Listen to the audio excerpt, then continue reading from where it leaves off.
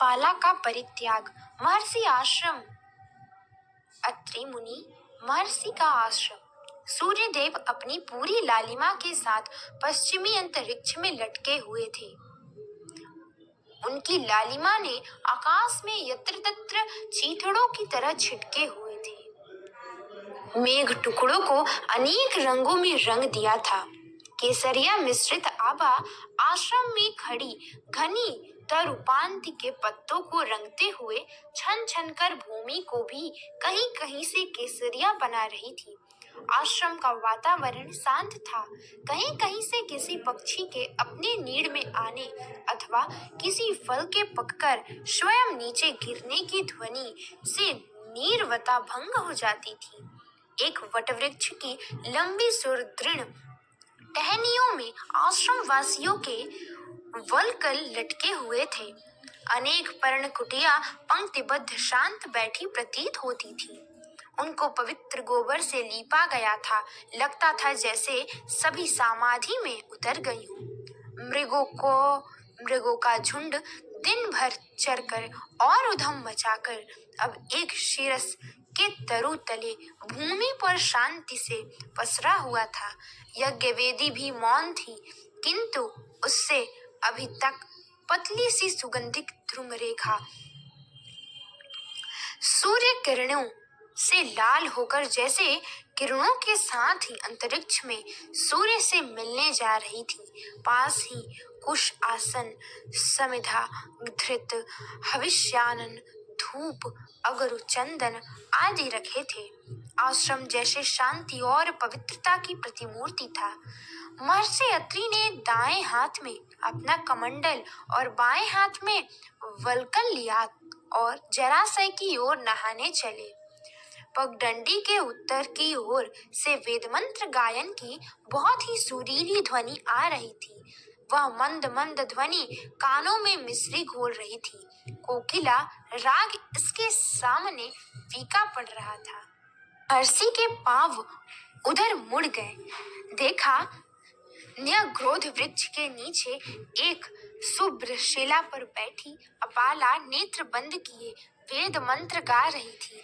लगता था जैसे साक्षात वेद ही स्वयं वाणी बनकर राग में फूट पड़े हो अथवा संध्या देवी आनंद में वीणा बजा रही हो। महर्षि ने पुकारा, अपाला पुत्री, तू अकेली यहाँ क्या कर रही है? अपाला के नेत्र खुले, राग बंद हुआ, जैसे वापस किसी ने वीणा में ही समा गया हो। यहाँ क्या कर रही है? पिता, आपने प्रातः जो मंत्र दिए थे उन्हीं का पाठ कर रही थी। क्या प्रातः दिए सभी मंत्र कंठस्थ हो गए हैं पुत्री? हाँ, सुनाऊं? वह तो मैं सुन ही रहा था। और जो पाठ कल पढ़ाया था वह भी कंठस्थ है पूछे। और जो उसके पहले पढ़ाया था वह भी कंठस्थ है। तो क्या आज तक तूने जो पढ़ा है वह सभी याद है? हाँ पिता, आज तक आपने जो पढ़ाया है वह सभी याद है। आप कहें तो अभी सुनाऊं? और पुत्री सुनाने लगी। शुद्ध उच्चारण, छंद, व्याकरण का उचित निर्वाह, पद लय समन्वित, आरोह अवरोह। महर्षि अपनी पुत्री की प्रतिभा देखकर गदगद हो गए। उन्होंने आश्रम वासियों के मुंह से अपाला की प्रतिभा की अनेक बार प्रशंसा सुनी थी, किंतु आज तो प्रत्यक्ष ही देख लिया। वे अपनी पुत्री पर गर्व करने लगे।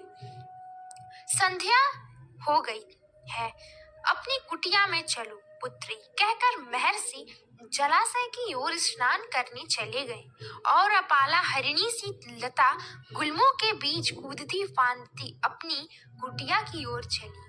अपने कुटीर के सामने महर्षि अत्रि अनेक वैद्यों के साथ बैठे विचार विमर्श में व्यस्त थे। उनके चेहरे पर चिंता की रेखाएं स्पष्ट परिलक्षित थी। चिंता का विषय था बालिका अपाला के शरीर में त्वक रोग। शरीर पर श्वेत कुष्ठ के चिन्ह स्पष्ट दिखाई देने लगे थे। वैद्यों ने अनेक औषधियों का निर्माण कर बालिका को खिलाया और महीनों तक सतत रूप में से लेपन भी किया, किंतु कुष्ठ के श्वेत चिन्ह घटने की अपेक्षा बढ़ते जा रहे थे। महर्षि याचना भरी दृष्टि से वैद्यों से कुछ नवीन औषधि निर्माण की प्रार्थना कर रहे हैं। उन्हें पता है कि श्वेत चिन्ह बालिका के सुंदर शरीर को कलंकित किए जा रहे हैं और इनके कारण पुत्री के विवाह में बाधा पड़ सकती है। वैद्यों ने यद्यपि एक नई औषधि पीने के लिए और एक लेपन के लिए निर्मित की, किंतु वे स्वयं भी उसके परिणाम के विषय में आश्वस्त नहीं थे। पिता की इस चिंता से अपाला भी भली प्रकार परिचित थी। यूं तो सभी आश्रमवासी इस रोग के विषय में जानते थे, किंतु गुरु पुत्री होने के नाते अपाला के विषय में किसी को स्पष्ट कहने का साहस नहीं था। उनके विषय में किसी को स्पष्ट कहने का साहस नहीं था। हाँ महर्षि, अवश्य कभी कभी इस चिंता का उद्घाटन अपनी पुत्री के समक्ष कर देते, तब अपाला भी चिंतित हो जाती। वह तो फिर भी कभी वेदाध्ययन में और कभी बाल सुलभ क्रीड़ा में उसे भुला देती थी, किंतु महर्षि अत्रि एक क्षण भी इस चिंता से मुक्त नहीं होते। इसीलिए वे मानो ज्ञान से इसकी क्षति पूर्ति करना चाहते थे। उन्होंने पुत्री को वह सब ज्ञान दिया जो उनके पास था। अंतर्ज्ञान की वृद्धि होती गई, किंतु साथ ही अपाला के शरीर की वृद्धि भी होती गई। आयु वृद्धि के साथ यौवन वृद्धि को प्राप्त होता गया। प्रातः काल की लालिमा की कांति उनके मुख पर छा गई। व्यक्ति की दृष्टि उनकी दमकती देह यष्टि पर जाती। किसी को भी उनके धब्बे दृश्यमान नहीं होते। एक दिन युवा ऋषि कृशास्व महर्षि अत्रि से मिलने उनके आश्रम में आए। महर्षि आश्रम व्यवस्था में व्यस्त थे। कृशास्व का स्वागत किया। उनकी पुत्री अपाला ने वह वृक्षों के ताजे फल तोड़कर लाई, मधुपर्क तैयार किया। मधुवाणी के साथ मधुपर्क और साथ साथ नव विकसित श्वेत कमल की तरह खिलखिलाता अपाला का नव विकसित। तत्पश्चात महर्षि अत्रि आ गए। कृशास्व ने उठकर उनके चरणों में अपना सिर रख दिया। महर्षि ने आशीर्वाद दिया। क्या काफी देर से आए हैं ऋषि कृशास्व? नहीं नहीं, अभी आया हूँ। थक गए होंगे, अभी मधुपर्क मांगता हूँ। मैं मधुपर्क ले चुका हूँ महर्षि। फल भी मेरी अच्छी शुश्रूषा हुई। किसने शुश्रूषा की आपकी? अत्रि आश्चर्य से बोले। एक युवती ने अभी अभी सामने वाली कुटिया में गई है। ओ अपाला होगी मेरी पुत्री। आपकी पुत्री? हाँ कृशास्व, वह मेरी पुत्री अपाला है। वेद विज्ञ सेवा भाव के साथ ही अत्यंत कुशाग्र बुद्धि पाई है उसने। युवा ऋषि कृशास्व विचार मग्न हो गए। तप साधना से उनका शरीर कृशकाय हो गया था। अंतस की लौ कितनी जली थी ज्ञात नहीं, किंतु शरीर की लौ बुझ सी गई थी। उनके पर्ण कुटिया में कोई उनकी सेवा शुश्रूषा करने वाला नहीं था। बहुत दिनों से उन्हें इस कमी का आभास हो रहा था। वे कुछ देर चुप रहे, फिर अचानक ही बोले, मैं आपकी पुत्री से विवाह की आकांक्षी हूँ ऋषिवर। महर्षि अत्रि की पैनी दृष्टि कृशास्व की दृष्टि में उछल सी गई। वे पुनः पुनः उन्हें देखने लगे। फिर ध्यान आया अपाला का, उनके श्वेत कुष्ठ रोग का। वे सहसा चिंतातुर हो उठे। बोले, क्या तुमने अपाला को देखा? ऋषि कृशास्व, हाँ अभी अभी देखा ऋषिवर। क्या उसे अच्छी तरह से देखा है? हाँ हाँ महर्षि, मैं पूर्णतः संतुष्ट हूँ और अपनी ओर से विवाह का प्रस्ताव रखता हूँ। किंतु महर्षि अत्रि को पुनः पुत्री के श्वेत धब्बों का ध्यान आया। चिंता की रेखा मस्तक पर उभरी, परंतु उनके विवाह की चिंता भी व्यग्र कर रही थी। विवाह आवश्यक था, समय की मांग थी। इसी में उनकी प्रिय पुत्री का सुख और कर्म निहित था। क्या आप मुझे इस योग्य नहीं मानते ऋषिवर कि मैं आपको आपका पुत्री का हाथ मांग सकूं? कृशास्व ने विचलित कंठ से प्रश्न किया। नहीं नहीं ऋषिवर, ऐसा नहीं है। आप हर प्रकार से सुयोग्य हैं। वेद विज्ञ हैं, तपस्वी हैं, अल्पभाषी और अल्पकाम हैं। आपसे अधिक सुयोग्य वर अपाला के लिए और कौन हो सकता है? यदि आप तैयार हैं तो मैं भी आपको अपना जामाता स्वीकार करता हूँ। और आश्रम वासियों के साथ कृशास्व और अपाला को विवाह सूत्र में बांध दिया गया। सभी बहुत प्रसन्न थे। अपाला ने महर्षि कृशास्व की बहुत सेवा की। समय पर अच्छा पौष्टिक भोजन, औषधि युक्त तेल से अंग मर्दन, मीठी वाणी और प्रेम भरी सेवा समर्पण, ऋषि को और क्या चाहिए? परंतु कुछ माह बाद इस बात का उनको पता चला कि अपाला के शरीर पे कुष्ठ रोग, श्वेत कुष्ठ रोग है। अब वो अनुरक्ति विरक्ति में परिणित हो गई। जो दृष्टि अपाला के मुख कमल से हटती नहीं थी, वह शून्य में जाकर स्थिर हो गई। विवाह सूत्र कच्चा पड़ने लगा। अपाला ने स्वयं को बहुत आहत अनुभव किया। वह तड़प उठी, भयभीत सी बोली, प्रियतम, आजकल आप मुझसे कटे कटे से रहते हैं। क्या मुझसे कोई अपराध हुआ है? अपराध तुम्हारे इस कलंकित शरीर का है। यह रोगी शरीर मेरे योग्य नहीं है। बड़ी रुक्षवाणी से कृशास्व ने उत्तर दिया। किंतु यह तो मेरा अपराध नहीं स्वामी। देह तो प्रकृति प्रदत्त है, रचयिता की रचना है। यदि रचना में कोई दोष है तो वह रचना का नहीं बल्कि उसके रचयिता का है। मेरे संबंध रचना से है, रचयिता से नहीं। नहीं स्वामी, हम सबका संबंध रचयिता से ही है। आप तो ज्ञानी हैं, वेद विज्ञ हैं, आत्मज्ञ हैं, शरीर की परिवर्तनशील और मरण धर्मा है।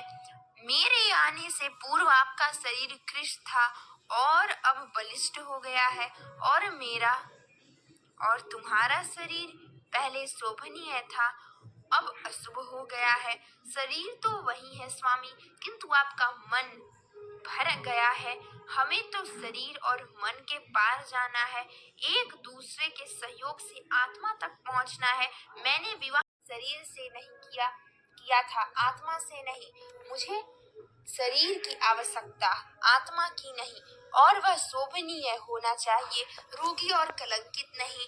क्षुब्ध कृशास्व आगे बिना कुछ सुने ही उठकर चले गए। अपाला की आहत तिरस्कृत आंखें उनका पीछा करती रहीं। अपाला आज प्रथम बार फूट कर रोई। एक प्रहर तक वह वहीं पड़ी अश्रु बहाती रही। कोई उसे चुप कराने नहीं आया। वहां था भी कौन जो आता? उसी ने तो अश्रु दिए थे। वह तो जैसे नदी पर लगा बांध तोड़कर कहीं दूसरे देश में चला गया। अपाला सांस तक उन्हीं अश्रुओं की बाढ़ में डूबती रही। जाने कब अचेत हो गई। चेतना लौटी तो भोर का सूर्य पूर्व दिशा में 10 हाथ चढ़ चुका था। कुटिया खाली थी। अपाला टूटा तन टूटा मन लिए अपने पिता के आश्रम की ओर चल दी। ऋषि अत्रि प्रथम तो पुत्री को देखकर बहुत प्रसन्न हुए, किंतु फिर उसका मलिन मुख देखकर अत्यंत दुखी हुए। उनका संदेह सत्य निकला। कुछ पूछे ही वे सब कुछ भाप गए। उन्होंने पुत्री को सस्नेह गले से लगाया, कुटीर में बिठाकर कभी ज्ञान की और कभी मनोरंजन भरी कहानियां सुनाने लगे। किंतु अपाला का मन शांत नहीं हुआ। उसे बार बार अपने शरीर से विरक्त होने लगी। उसने एक झटके से निश्चय किया कि वह इस कलुषित शरीर को तप की अग्नि में भस्म कर देंगी। या तो यह देह नष्ट हो जाएगी या फिर परम शोभनीय ही बन जाएगी। वह तपस्या रत हो गई। भोजन त्याग दिया, जल भी त्याग दिया, केवल वायु के सहारे तप करती रही। शरीर की अग्नि ने शरीर का ही रक्त मांस मज्जा हवि के रूप में लेनी आरंभ कर दी। देह कृश होती गई, आत्मा पुष्ट होती गई। अपाला को इंद्रदेव की छवि प्रत्यक्ष दिखाई देने लगी। उनके होठों से इंद्र की स्तुति के में मंत्र फूटे। इंद्र, आपका प्रत्येक गृह में प्रवेश है। आप परम तेजस्वी हैं, सुधीर हैं। मैं आपके लिए परम पौष्टिक सोम तैयार करूंगी, आपको उनका पान कराऊंगी। सोम का पान कर आप और अधिक बलिष्ठ और शत्रुहंता हो जाएंगे। मैं इस समय आपके दर्शन करना चाहती हूँ। अपाला की स्तुति से प्रसन्न होकर इंद्र प्रकट हो गए। अपाला ने उनकी पूजा अर्चना की। सामने ही सोमलता दिखाई दी। अपाला चकित हुई, देव सहायक हो गए और उन्होंने सोमलता लेकर उसे तोड़ना चाहा ताकि उसका रस चुहा कर उससे सोम निष्पन्न किया जा सके। सोम का रस निचोड़ने के लिए उन्होंने पत्थर की खोज की। पत्थर के अभाव में उन्होंने अपने दांतों के घर्षण से ही सोम रस निकाला।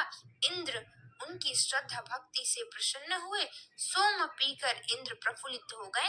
अपाला ने पुनः इंद्र की अभ्यर्थना की, हे इंद्र, मुझे संपन्न बनाइए। मेरा शरीर, मेरी वाणी शोभायमान हो। मैं पति द्वारा परित्यक्ता होने पर आपकी शरण में हूँ। हे इंद्र, मेरे अंग अंग को दोष रहित तथा कोमल तेजोमयी त्वचा वाला बनाइए।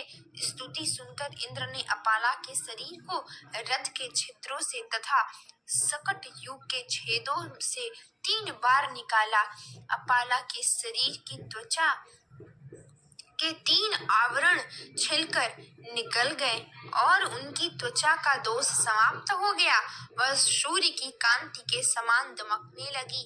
उन्होंने इंद्र को पुनः प्रणाम किया और उनका स्तवन किया। आश्रम में आकर वह ध्यान और ज्ञान में लीन रहने लगी। जब ऋषि कृशास्त्र को अपाला के कायाकल्प की सूचना मिली तो वह पुनः अपाला को लेने आए। अपाला ने उनकी ओर से दृष्टि फेर ली, तिरस्कार से कहा, देह के पुजारी, अब यह देह तुम्हारी नहीं है, देवेंद्र की है।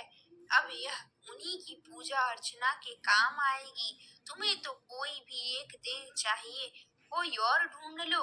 मुझसे तोड़े विवाह सूत्र को किसी और के संग बांध लो। जब वह देह भी छीड़ हो जाए तो फिर कोई और देह मिल जाएगी। मेरी यह दिव्य देह अब तुम्हारे लिए नहीं है। यह देह नहीं है, दिव्य आत्मा का मंदिर है, आत्म स्वरूप ही है और तुम्हें चाहिए मात्र देह। अपाला की वाणी में आध्यात्मिक अनुभव की दृढ़ता थी। देह लोलुप कृशास्त्र तिरस्कृत लज्जित से मुंह लटकाए लौट गए।